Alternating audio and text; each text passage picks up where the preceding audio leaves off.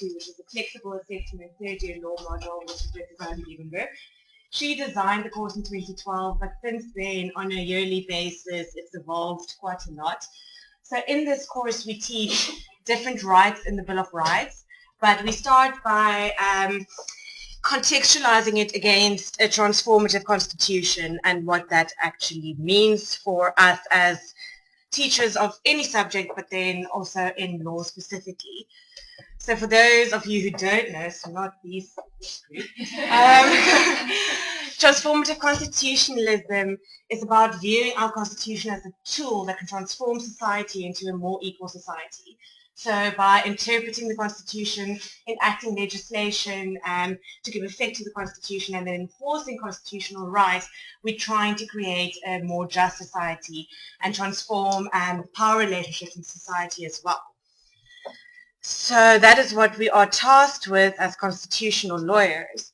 And very closely related to this idea of the Constitution as a powerful tool to transform society is the need to shift from a culture of authority to a culture of justification.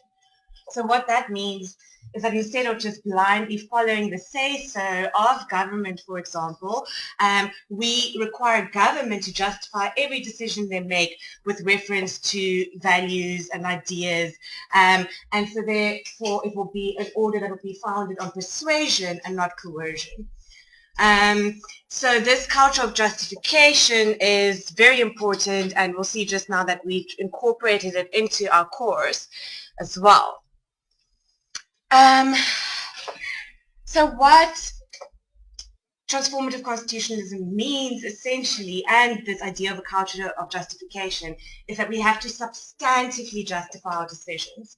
So instead of relying on formal reasoning, which would just look at technical laws and apply them without more, when we talk about substantive reasoning, we're talking about basing our reasoning on values and ideas, and especially the values, of course, enshrined in the Constitution.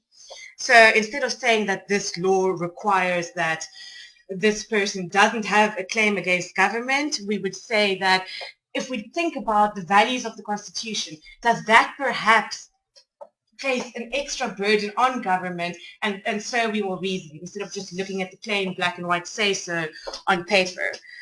So it's a whole new way of thinking, and it's a whole new way of reasoning. So it's not technical and formal, it's substantive and value-based. All right. So as Justice Payalanga tells us, under a transformative constitution, judges bear the ultimate responsibility to justify their decisions, not only by reference to authority, but by reference to ideas and values. Right. So that is the crux of it. So we've managed to distill certain characteristics of this transformative constitutionalism as it appears in our Bill of Rights. So if we interpret our Bill of Rights, we can see certain characteristics become apparent. So we've got a relationship between human rights and democracy, because the Bill of Rights is the cornerstone of democracy. And we've got to move from passive to active constitutionalism. What that means is that government actually has to act to realize all the rights in the Bill of Rights. We've got a commitment to substantive equality. Once again, we're talking about substantive equality and not formal equality. So we're talking about substantive outcomes instead of equal treatment. Then obviously, because we have socioeconomic rights in our constitution, we also aiming to eradicate poverty through implementing our constitution and to combat deep patterns of socioeconomic vulnerability. But what's important for today's talk and for our course is this characteristic of substantive legal reasoning, which is very closely connected to a culture of justification. So because we are educating the lawyers of tomorrow who will be the judges of tomorrow as well, we really need to instill the sense of the importance of substantive legal reasoning with recourse to values. So what are the implications of transformative constitutionalism and a culture of justification for legal education? Well, again, Payalanga tells us that we need to turn out law graduates who can critically engage with the values of the Constitution, and that the constitutional dream, in other words, the purposes envisaged by transformative constitutionalism, should be placed at the center of legal education. But because transformative constitutionalism is a society-wide project, this should also really be implemented in whatever subject one's teaching, because we're all working together towards a better society and a better country. So Langa also recognizes that just as the law used to be used as an instrument to oppress, it can also be utilized as an instrument to transform and uplift. So we need to really emphasize the importance of this constitutional vision in all sectors of legal education. Now, the LLB standard is a standard which was mandated by the Council on Higher Education. It's for purposes of reaccreditation of degrees and programs, and it sets out certain standards that must be met for the LLB to be reaccredited and to be a worthy degree. So again, even in the LLB standard, it's recognized that law plays a very important role in societal transformation, and that because of that, legal education can't be divorced from transformative constitutionalism. So again, we are told that appropriate legal education will foster the ideals of transformative constitutionalism in various syllabi. So we, instead of just producing technical, formal, skilled lawyers, we need to produce critically engaged citizens who understands the potential of the Constitution to bring about social justice and change. But of course, we've recently had many calls for decolonization, decolonization in general for society, decolonization in education, and then in legal education specifically. So what we're starting to grapple with now are calls that the Constitution actually embodies a Western form of knowledge, and that in instilling these values of transformative constitutionalism, we can't completely shield the Constitution itself from criticism, which is fair. It is just a document drafted by people, and we should be able to critically engage with the Constitution itself as well. So this year is the first year that we started introducing this idea of also critically engaging with the Constitution itself. That doesn't mean that we do not believe in transformative constitutionalism or the power of the Constitution, but nothing should be sacrosanct. And that's what we're talking about when we're talking about a critical legal education, where nothing is immune from scrutiny and contestation. So Joel Modiri, who will be here on Thursday, he tells us that the Constitution itself can stifle genuine social and economic transformation and silent historical justice claims. So we heard with a lot of the protesters are very concerned about the property clause in the Constitution, for example, and of course there must be room for debate about everything, including the Constitution itself. So we've also, and we'll get to this later, but we've tried to recognize this in drafting and designing our assessment opportunities this year as well. So how do we take all this and put it into the design of a module?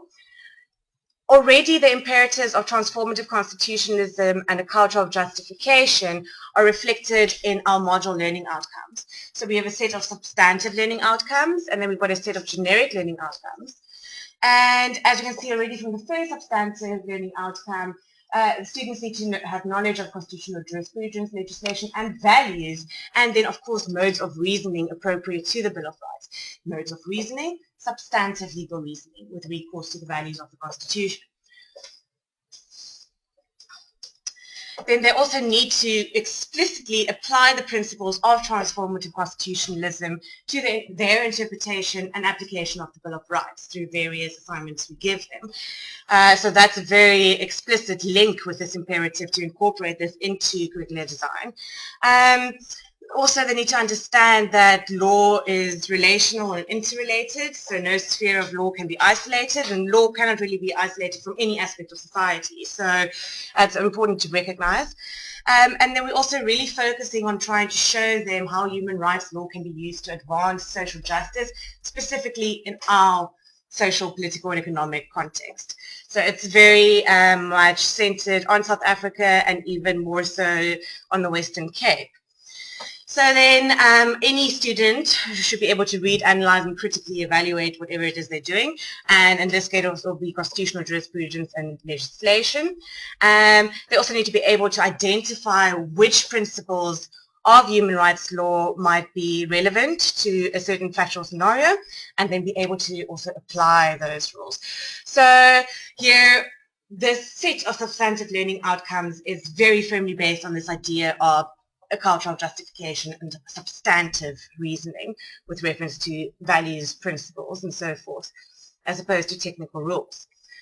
Then generic learning outcomes, we obviously need to instill sound legal research and writing skills in the students. They have to be able to, once again, identify material that is relevant based on somewhat messy factual scenarios sometimes because it reflects life. Then they need to be able to organize and analyze their material, and they need to formulate clear, logical arguments as the lawyers of tomorrow. So on Monday, their assignments are due, and we'll see if any of this succeeded. And then they've got to be able to apply writing and referencing guidelines accurately, and importantly, this is also mandated by the LLB standard, is they have to be able to work collaboratively and in the team-based groups and navigate diversity. So it's not always so easy in the Stellenbosch context, but we try our best to actually get this done. So those are our substantive and generic module outcomes. Now Professor Leeuwenhoek will do the next bit. So thanks very much, Chanel. So yes, basically I'm going to just give you our assessment structure and speak to the seminar writing exercises as well as the applied writing assignments, and then I'll hand over again to Chanel to speak about our collaborative assignment and our final test. So basically in 2016, this was the structure, 10% for our seminar writing exercises. Then we had 2 applied writing exercises, which counted 15% each, giving us 30%. Our collaborative assignment of 30% and a test of 30%. One of the feedbacks that we got from the student was that it was just simply too much, and honestly we also found it too much to mark, even with 2 of us, you know, sort of essentially 2 assignments, a collaborative assignment and a test. The assistant deals with the seminar writing exercises, and this is a module that has 16 credit points, so it's also just a half a semester module essentially. So in 2017, this year, we've rejigged it somewhat, and we still have our seminar writing exercises, but we've moved to 1 applied writing assignment of 30% and 1 collaborative assignment of 30% and a test. And we hope that way that at least in 1 term they do the applied writing assignment, the second term the collaborative assignment, and then right at the end of the test. That will be more manageable. So just quickly regarding the seminar writing exercises, basically the course is structured. It has the joy of a double lecture on a Wednesday morning from 8 to 10, and sometimes for many students it only turns out to be a single lecture because they come at 9. So they have that, and we try and cover a theme a week, and some themes like equality, which is very extensive, or socioeconomic rights or access to information, we do over 2 weeks. So we usually have our lecture session on Wednesday morning, and then we have a seminar scheduled for the Friday. And basically that seminar we use as a case discussion. And so what we do is we take one of our prescribed cases, we develop a set of questions based on that case, we post it to Sunburn the week before. The students are then asked to prepare the questions based on that case. And in the seminar on the Friday, it's simply we use the Socratic method. There's no lecturing, both of us do the seminars. And we basically just go through the questions and they then contribute, correct each other, and basically discuss. Sometimes we might have little group discussions in class or peer discussions. Then they would give it back, and sort of towards the end of the seminar, they asked to complete one of those seminar writing exercises in class. And usually that's something evaluated. So for example, do you think the majority or the minority judgment better reflects a key attribute of transformative constitutionalism? They then have to hand that in hard copy to us, so when they actually have to be at that seminar. And if they've made a serious and bona fide effort, they'll get a mark for that seminar. But the conditions are essentially that they're in class, that they've been prepared in advance for the seminar, and it keeps them regularly engaged with the case law, and this feedback in previous years has generally been very positive towards the seminar. Then just to turn to the applied writing assignment. So this year, as I mentioned, we decided only to do one applied writing assignment, and it was also in response to some of the feedback we got last year that they are tired of only getting essay-type assignments, and that being lawyers, you have to do a whole range of different legal writing, including opinions and also heads of argument in a court case. So this year we decided to take them up, test them on their commitment to this principle, and we set them a real-life case study based on a case which is going before the Western Cape High Court on sanitation rights in informal settlements in Khayelitsha. So inadequate access to sanitation, also the question of women being raped using these sanitation facilities, a real-life example, because of the lack of quality and the safety. And it's for us a very good case study because it entails both the right to substantive equality, non-discrimination on grounds of race, gender, socioeconomic status, geographical location, but also socioeconomic rights, access to safe sanitation and water services. So it covers two substantive themes of our module.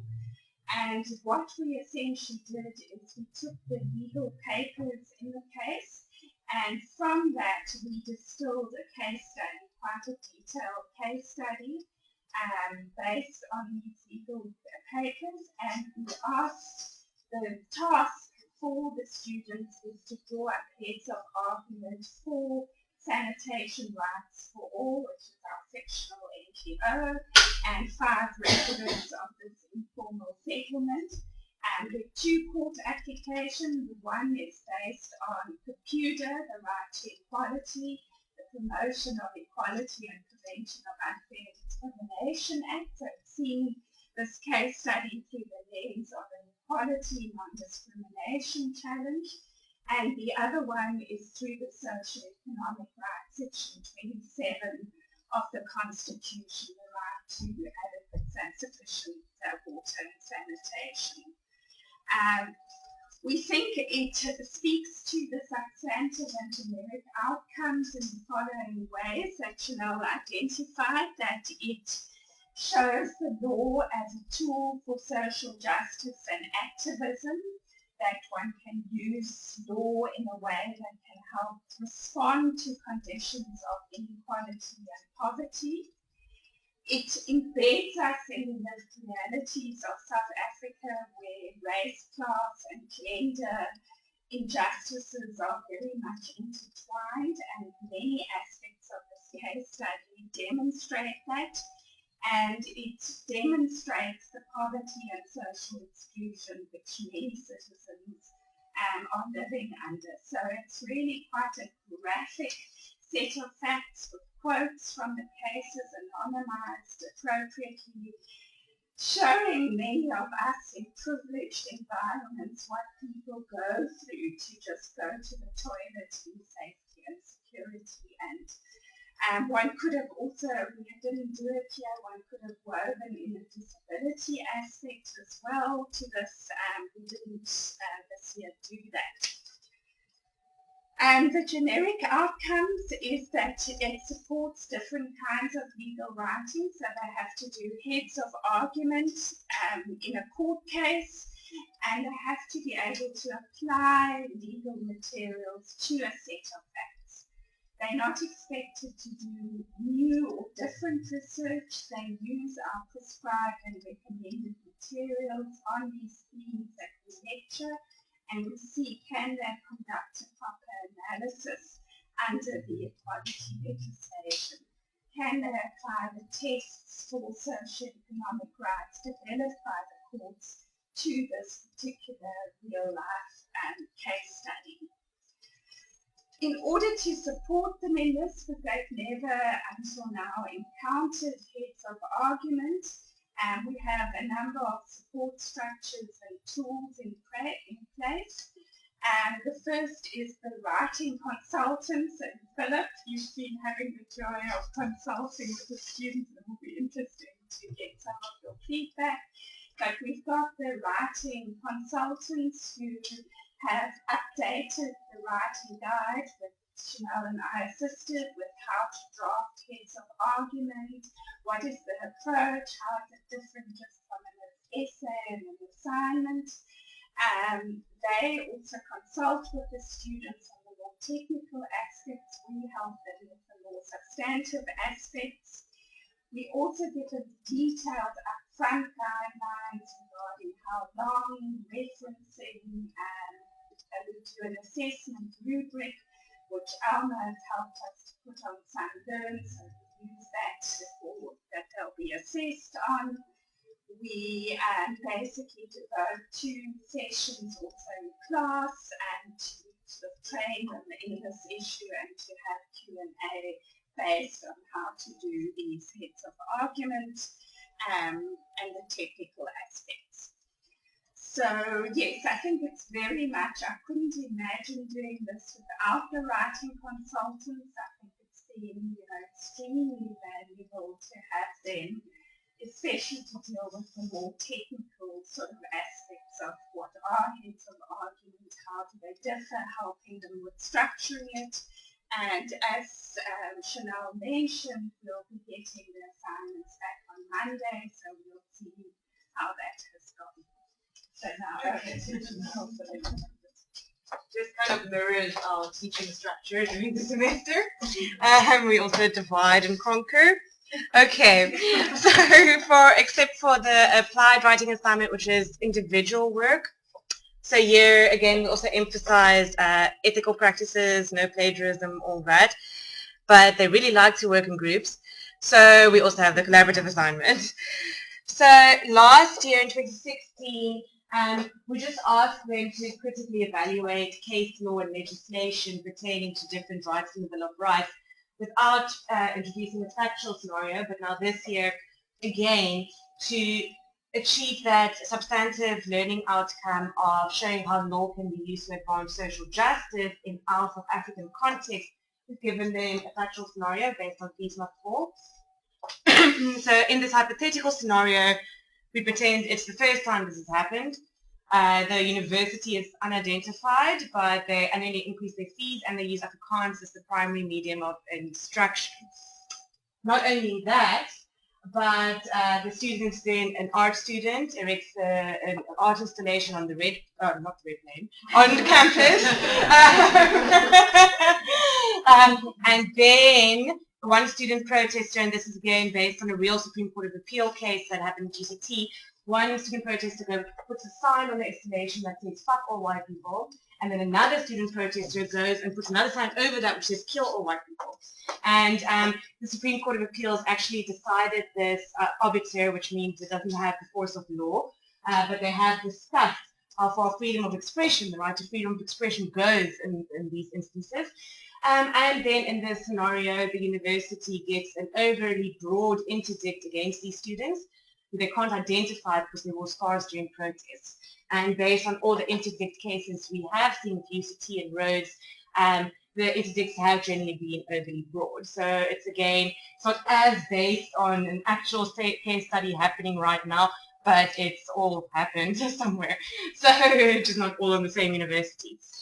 So what then happens is a friend of the court approaches a fictional law firm and asks this law firm for several separate research memoranda setting out whether the constitutional right that's implicated, whether that right itself and related case law and legislation reflect the characteristics of transformative constitutionalism and promote the purposes of transformative constitutionalism. So the class of 200 is divided into groups of around 5, and each group then has this brief to write a specific research memorandum on a specific right. So it's the right to further education, the right to receive education in the language of choice where it's reasonably practicable to do so, taking into account things such as equity. And then it's the right to freedom of expression, the art installation, and the inflammatory signs. And then, of course, the right to freedom of assembly, which is in section 17 of the Constitution, and which I'll learn all about on Wednesday at 9. Okay. So this whole project aims to, of course, realize substantive engineering outcomes. So because they have to evaluate the right itself and related case law and legislation against the characteristics of transformative constitutionalism, we squarely bring in the principles of transformative constitutionalism. And also what differs from last year is they didn't have to evaluate the constitutional right. This year they can.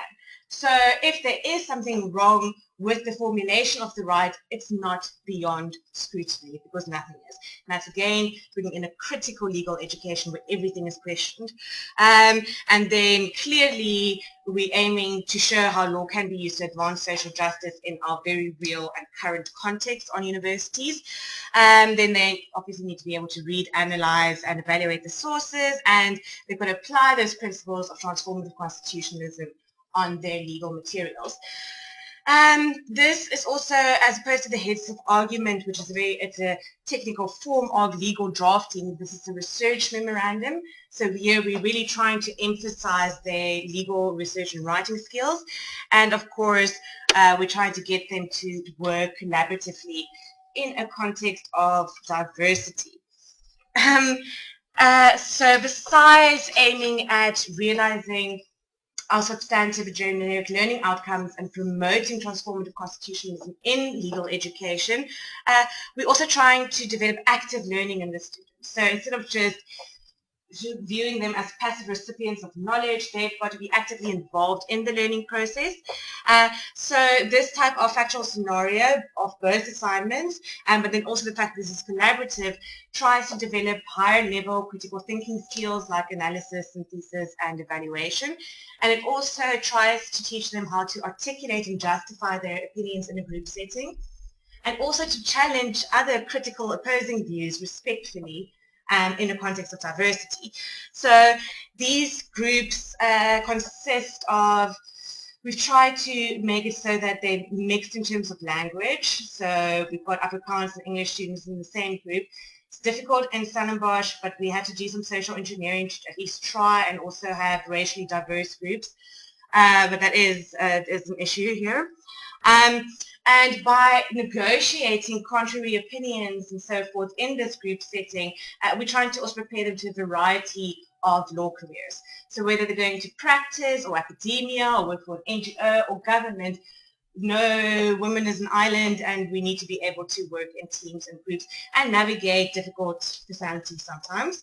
So we're hoping that happens. And we've got a model code of conduct which is based on respect and tolerance and constitutional values. So obviously that needs to be manifested in their collaboration as well. So we won't tolerate any discrimination. And at the same time, this also supports one of the goals or requirements of the LLB standard, in that students must be able to work independently and collaboratively, and very importantly, be able to integrate their individual work efforts into a collaborative project. So this will only assess in May, and we're hoping that we're not going to have just 4 or 5 different mini essays in one document. So in terms of support, again, we've got detailed guidelines. We've got the writing consultants, but they haven't started on this one yet. We've got Alma with IT support who helps us with online marking. And in our guidelines, we actually propose a structure to them. So what should they look at? They should analyze, they should, the material, they should formulate evaluative criteria, they should actually evaluate the law as it is, and then they should apply it on the factual scenario given to them.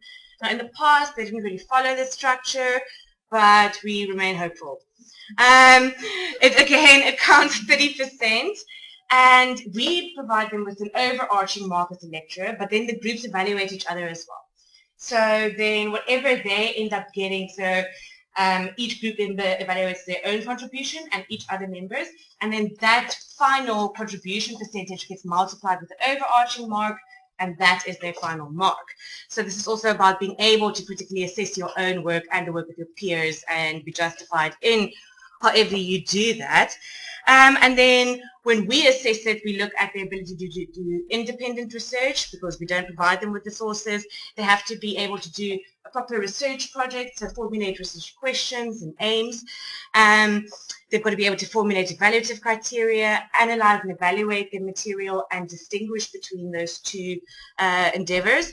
And then they have to, once again, be able to formulate logical arguments and also apply the law as they have evaluated it to this current set of facts. They will also give an overall impression mark if they work together as a group well. And then technical aspects, again, with the emphasis on ethical referencing. So just because it's a group project does not mean it's a plagiarism free for all. So last year, it was generally well received as well, just like the seminar writing exercises. We had a couple of issues. Some of the groups ended up not being diverse at all. So we've had to just slightly socially engineer it, simply because Stellenbosch doesn't reflect the demographics of our country. So we have to, it's not just a random allocation. And then not all of them are crazy about the peer assessment, but I think it is very important to foster accountability and pride on one's own work. So if there is ever a problem with the peer assessment, then they're obviously welcome to come to us and speak to us about it. Yes, so on the 8th of May, we'll see if all this is fine and worked. And then after that, on the 16th of May, they write their test. So again, the test counts 30%. It's about testing their knowledge of the substantive themes. We always tell them what to focus on, so we don't expect them to go and study everything for no reason. But again, we're testing the quality of their reasoning skills and the quality of their ability to formulate clear and cogent arguments, as opposed to just regurgitating a whole lot of information. So it's not an open book test, but because we narrow the scope of the test, we expect them to be able to engage with the work, which they have already engaged in through, for example, the seminar writing exercises. So as far as the test goes, because it's a flexible assessment module, it doesn't matter what their mark was so far. So sometimes students who don't need any marks in the test just kind of write 10 pages of nonsense. It appears the less you know, the more you write. But others do well in the test, and some people don't test well. But through the flexible assessment structure of the course, we're catering for different strengths. So even if you don't test well, you can still achieve a great overall mark through really applying yourself with the individual and the group assignment. Yeah, and I think that kind of sums up how we've tried to instill these very overarching normative principles in a course, and it's the flexible assessment structure of the course that really gives us the freedom to do that, and to really try and produce critical thinkers and ethical lawyers. Great, thanks very much. Okay, we have some time for questions. If anybody would like to ask a question, I think it's amazing how you incorporate the university's graduate attributes throughout this module, and also how you make explicit what you expect of students and why you are doing things. I think that's very important in teaching and learning. So, any questions? Yes, okay. With the peer assessment, how do you prevent a situation where they all go, right, we'll all just give each other 95%? Yeah, so we thought that is what we thought they'd all give each other 100. Sandy's son is in high school and that's what they do. But we actually didn't get that. People were quite fair. There was one group last year where you could see all 4 group members gave this one guy 40 out of 100 and everyone else got about 100. And then he went and gave them all 40 and himself 100. So there we could really see that in that group there was some resentment and not the ability to bridge disagreements. Yeah, so we actually saw that it really, they took it seriously. They didn't just give it all 100. You can always see that there is usually like an alpha in the group who would get 100 from all group members by taking that leadership role. And this year in 2 weeks' time, we're also going to give them a seminar with tips about how to navigate group dynamics. So not being just silenced by one very strong personality, not slacking, how to properly divide all aspects of the group work from research to final editing and so forth. So yeah, so we were pleasantly surprised by the fact that they all didn't just get 100 and there were no zeros. Have you ever thought of giving students assignment sheets to evaluate so you can see what is unclear to them? That's ask them to explain to you what they think this specific sort of assignment is, simply that part that they don't do. No, we haven't, but that's a good idea. And I know in administrative law, they also, I mean, they get assessed on how they assess their peers, but it's for a lot less marks. So one also has to try and make sure that we don't put all the assessment power kind of in their hands for those isolated instances where groups don't work or whatever. But that's a good idea. And we've had 2 sessions on the individual heads of argument assignment already, but it's only really the week before the due date that the masses flood in a sense of panic into our offices. So it would be great if they could think a little bit ahead and then engage with that. Yeah, that's a good idea. I'm curious, really. It seems as if what you wanted to achieve as flexible assessment just all came together at the right time in that place for this module. I'm just curious, your assessment before flexible assessment was possibility. Whether you see any difference in students' performance and students' motivation by following this, or do something else? Yeah, and we always had, I think we were continuous assessment first, and then so we always introduced it like this. And yeah, I think one of our big challenges, so I mean, in terms of the plan, I mean, the feedback has been really, really very positive. It makes us do these different things, not just have an exam and tests. And we learn and adjust. Yeah. There's been some quite big changes since the 2012 launch of the module compared to now. So every year we look at the feedback and take it seriously. Yeah, they especially like the seminar writing exercises. I think that's probably their favorite because they're able to discuss on a more egalitarian manner.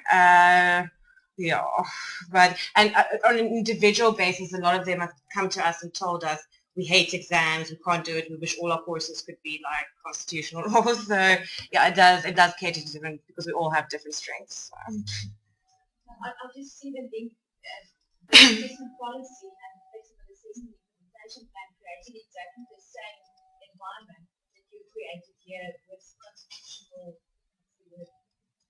using the constitution as a carrot, not as a stick. So all these policies have helped us create those same spaces. We actually provides us doing what we want to do. Yes. Definitely. I mean, I suppose the one issue, in terms of just sort of that culture of justification that I mean, the one issue that we do have, I think it comes up like this week, the test week, for example, and it's what they're assigned to on Monday, and so if there is sort of a Sama work of things and matches, we all know we try and tell them they've already got this problem on day one of the term, but they've also given only tests tend to some of the exams. So, you know, I think that sort of scheduling within the faculty is something we need to look at. But again, we set the deadlines and we've now set the collaborative assignments slightly later. Yeah, we also, as lawyers at least, I mean, they're not going to be able to say, no, I can't take this case because I already have another case pending. So hopefully they'll learn to manage it. Yeah. Any other questions?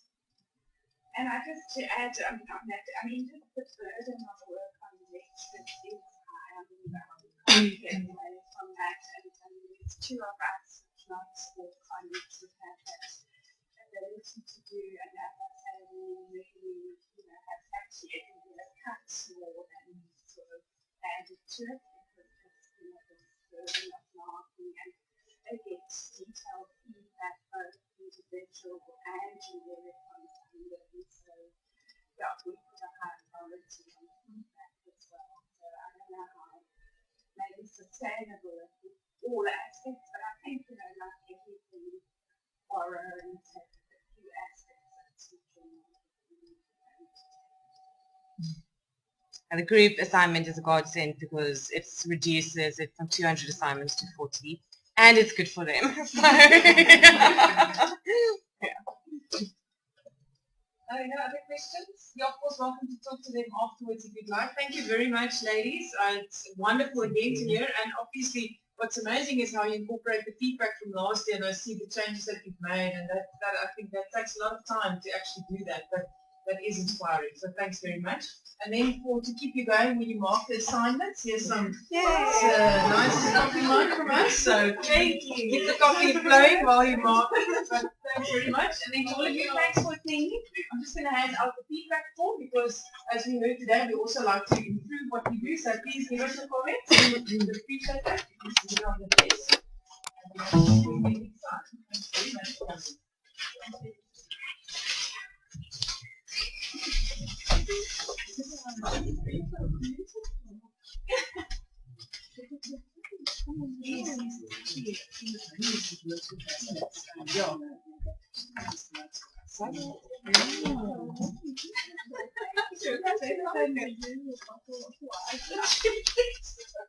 But I'm sure you'll keep it full. So time. Let me just stop this podcast. Thanks very much.